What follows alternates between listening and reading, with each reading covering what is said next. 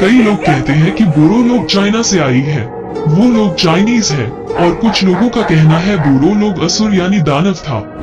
क्या बोरो tribe Chinese है और क्या वो लोग असुर थे? बोरो ट्राइब की इतिहास बेहद ही दिलचस्पी है। बोरो लोग इंडिया नॉर्थ ईस्ट के असम राज्य में रहने वाले ट्राइब है। ये प्राचीन काल से ही ब्रह्मपुत्र नदी के किनारे रहकर अपना जीवन व्यतीत करते आ रहे हैं। बोरो ट्राइब असम के अलावा वेस्ट बंगाल, मेघालय, मिजोरम, त्रिपुरा, नागालैंड, अरुणाचल प्रदेश और दूसरे देशों नेपाल, भूटान, बांग्लादेश में अपनी जिंदगी जी रही है। नेपाल में रहने वाले बोरो लोग बहुत ही कम बोरो भाषा बोलते हैं। वहाँ ज्यादातर नेपाली भाषा बोली जाती है। अगर बोरो भाषा इस्तेमाल नहीं किया तो आने वाले समय में नेपाल से बोरो भाषा पूरी तरह से विलुप्त हो जाएगी, क्योंकि वहाँ का न्यू बोडो जनरेशन थोड़ी भी बोरो नहीं आती। वेस्ट बंगाल में रहने वाले बोरो लोग अच्छी तरह बोडो भाषा बोल पाते हैं। प्राचीन काल समय बोरो लोगों को कछारी, मिच, बोरो कछारी एवं बोडो अलग अलग नाम से बोरो के इतिहास के पन्नों में लिखी गई है। 1000 साल पहले हिमालय पर्वत के उत्तर दिशा में बोडो नामक एक क्षेत्र था। तिब्बत और चाइना के पश्चिम उत्तर दिशा भाग को लेकर इस बोडो स्थल को बनाया गया था। बोरो लोग तिब्बतो बर्मन भाषा बोलने वाले इंडो मंगोलियोड वंश का एक जाति है। 2000 साल पहले मंगोलिया और साइबेरिया में कुछ लोग बोरो लोगों को घूमते हुए देखा गया था। प्राचीन काल समय में बोरो लोगों को किरात, मलेच्छ, असुर और दानव, राक्षस आदि नामों से भी उल्लेख किया गया है। उत्तरी कछार में दिमासा और नेपाल में मेचे नाम से भी बोडो लोग जाना जाता है। बोडो वर्ड को पहली बार इस्तेमाल किया था 1846 में। इससे पहले बोरो का नाम किरात थे, यानी आज के समय बोडो। वही समय जन्म लिए थे बोरो के बहुत सारे वीर योद्धा, जिन्होंने बोरो समुदाय को बचाने के लिए शत्रु से युद्ध लड़े थे। समदन कछारी योद्धा देमालू, बासराम, जावलिया देववान यानी सिकोना योद्धा, ये सब बोरो इतिहास के लिए लड़ने वाले बोरो लड़का योद्धा थे। सिर्फ लड़का ही नहीं, गांबारी, वीरगश्री, तेनपाकरी, ये सब बोरो लड़कियों योद्धा थे। उन सब योद्धाओं की अपनी अपनी मजेदार कहानियां बोरो इतिहास के पुरानी पन्नों में है। उनमें से खून अभी भी बोरो के एक इंसान में है, वही है रंजन देमारी। उनको कौन नहीं जानता, जिन्होंने अभी भी अलग सा बोरो राज्य पाने के लिए अपना सब कुछ न्यौछावर कर दिया। देमालू योद्धा की कहानी काफी मजेदार है। बचपन में ही योद्धा देमालू अनाथ हो गए थे। 7 साल की उम्र तक उनकी दादी ने उनका पालन पोषण किया था। जब देमालू का पैदा हुए थे, तब उसकी उम्र बाकी लोगों की तुलना में तेजी से बढ़ गए थे। बचपन के समय जब वो अपने दोस्तों के साथ जंगल में खेलने गए थे, उसी दौरान उसने बिना अपने हाथों का इस्तेमाल किए एक साथ 2 खूंखार बाघों को मार गिराया था। उसी समय से ही लोग उनको वीर देमालू नाम से पुकारने लगे थे, और सच में देमालू बोरो वीर योद्धा बन गए थे।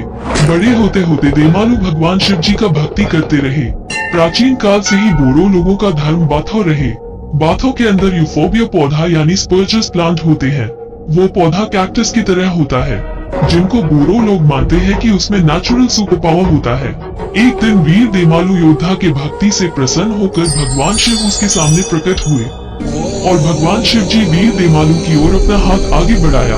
भगवान शिव ने देमालू से कहा कि वो उनकी किसी भी एक उंगली को पकड़ के वरदान मांग ले, लेकिन देमालू ने पूरी उंगली पकड़ ली थी। शिव महादेव थोड़ी नाराज थे, पर देमालू उनकी बहुत बड़ा भक्त भी थे। भोले बाबा से वरदान मिलने के बाद वीर देमालू और भी बलवान हो गए थे। वरदान के कारण देमालू योद्धा को कोई भी शत्रु युद्ध में हरा नहीं सकते थे। दीमापुर राज्य के गौरव को बनाए रखने के लिए देमालू के अंदर जलती हुई भावना थे। देमालू के पास वरदान में मिली कवच थे। देमालू के पास वरदान में मिले बिजली की तरह दौड़ने की शक्ति थे। योद्धा देमालू को बहुत ऊंचाई तक कूदकर छलांग लगा सकता था और उनको तेजी से हमला भी कर सकता था। एक दिन बहादुर देमालू ने अपनी सेना के साथ बर्मा के राजा को हराया था, और जीत के बदले में सफेद हाथी और एक चमकदार हीरा लाए थे। इस हाथी को हिडिंबा की राजधानी दीमापुर ले जाया गया था। कुछ समय बाद योद्धा देमालू को शत्रुओं ने पकड़कर कारागार में डाल दिया गया। एक दिन दुश्मन ने वीर देमालू को एक विशाल हाथी से कुचलकर मारने के लिए छोड़ दिया गया, लेकिन देमालू एक ही समय में 2 हाथियों से लड़ने की क्षमता थी। दुश्मन ने देमालू को मारने के लिए उनकी सौतेली माँ से मदद मांगी। अगर उनको मारने की राज बता दिया तो देमालू की सौतेली माँ को दुश्मन से बहुत सारे धन और सोना मिलने वाली थी। परंतु देमालू की सौतेली माँ को भी पता नहीं था कि देमालू को कैसे मारा जाए। क्योंकि उनको किसी भी बलपूर्वक नहीं मारा जा सकता था। एक दिन देमालू की सौतेली माँ को रहस्य पता चली। एक गर्मी की रात थी जब आकाश में पूरा चांद चमक रहा था, ऊपर नीले क्षितिज में मंडरा रहा था। उसी समय वीर देमालू नींद और थकान से कारागार के अंदर सो रहे थे। तब उनकी सौतेली माँ के साथ शत्रुओं ने देमालू के कानों में गर्म सीसा डाला गया और उनके पूरे शरीर में भी पिघला हुआ सीसा डाल दी। उसी समय बोरो की वीर योद्धा देमालू की तड़प तड़प कर मृत्यु हो गई, पर उसने ठीक मरने से पहले पूरे बोरो प्रजा को ही श्राप दे दिया कि आज से बोरो वंश में कोई भी योद्धा जन्म नहीं होगा। बोरो की सब कुछ शत्रुओं द्वारा छीन लिया जाएगा। भविष्य में कभी भी बोरो लोग सफल नहीं होंगे। आज भी वीर योद्धा देमालू की यह श्राप बोरो लोगों की यादें में है। आज उसकी मूर्ति के नीचे बोरो लोग पूजा करते हैं ताकि उसका श्राप समाप्त हो जाए। बोरो लोग उस महान योद्धा को जोहुलाओ देमालू नाम से आज पुकारते हैं। उनकी सबसे बड़ी मूर्ति कोकराझार शहर के कारेगांव में है। वैसे बोरो की एक मशहूर इलाका पर्वत जोरा को कौन नहीं जानता, जिन इलाका के अंदर गुरुदेव कालीचरण ब्रह्मो जन्म लिए थे। ज्यादातर बोरो की एनडीएफबी युद्ध पर्वत जोरा इलाके पर भी हुए थे। पहले समय पर्वत जोरा इलाके बहुत सारे कीमती पेड़ पौधे से भरा हुआ जंगल था। वहाँ पर अलग अलग आवाज के पशु पक्षी भी देखने को मिलते थे। कुछ बहुत सारे गांव और जगह को एक साथ नाम रखा गया था पर्वत जोरा। आप लोग इस मैप के द्वारा कुछ गांवों देख सकते हैं और वो जगह काफी सारे फूलों की गंध से भरे थे। जंगल बहुत घने और जंगली सब्जियों की कमी नहीं थे। उस पर्वत जोरा जगह की एक पुरानी गाना भी बने थे, लेकिन दुर्भाग्य से आज धीरे धीरे पर्वत जोरा की सुंदरता घट रही है। पुरानी समय से ही बोरो लोग जादू टोना या डायन ये सब मानते आ रही है।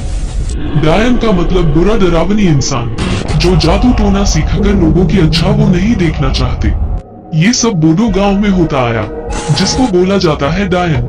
लेकिन जो लोग साइंस को मानते हैं वो लोग ऐसे कुछ नहीं मानता, लेकिन रात्रि के समय निकालते हैं। ऐसे में जरूरत से ज्यादा विश्वास करके बोरो लोग अंधविश्वास में आकर किसी के परिवार को ही डायन समझकर खत्म कर दिया था। शाम के समय यानी रात होने के समय में मुर्गा आवाज करना, रात में उल्लू अलग तरीके से आवाज निकलना, दिन के समय लोमड़ी की आवाज, रात में कुत्तों का रोने की आवाज, रास्ते में काला बिल्ली रास्ता पार करना और अलग तरह की आवाज निकलना, सुबह समय कौवा की आवाज सुनाई देना।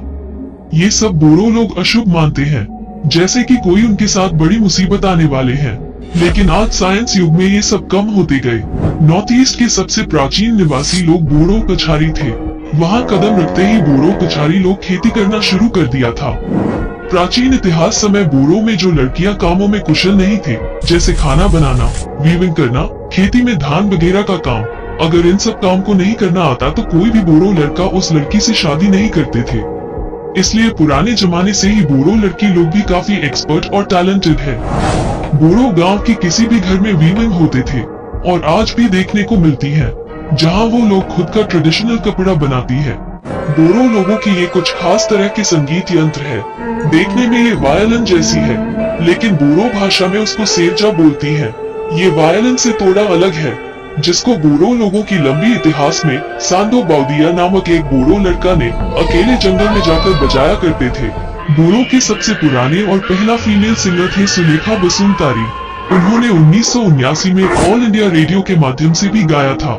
सुलेखा को बोरो लोग क्वीन ऑफ म्यूजिक नाम से भी जाना जाता है। उनको कॉमन हिल माइना बर्ड यानी मैना पक्षी नाम से भी लोग पुकारते हैं, यानी बोडो लैंग्वेज में देवकनी रानी दाव महीना। सुलेखा बसुमतारी क्लास 5 से ही गाना गाने शुरू कर दिया था। उनका जन्म तारीख 28 जनवरी 1962 में चिरांग डिस्ट्रिक्ट बैजनी में हुई थी। सुलेखा अक्सर लता मंगेशकर की गाना सुनता रहता था। उनको लता मंगेशकर की आवाज पसंद थी। उन्होंने बोडो फर्स्ट मूवी अलायारोन में भी गाना गाया था। अलायारोन फिल्म रिलीज हुए थे 13 मार्च 1986 को।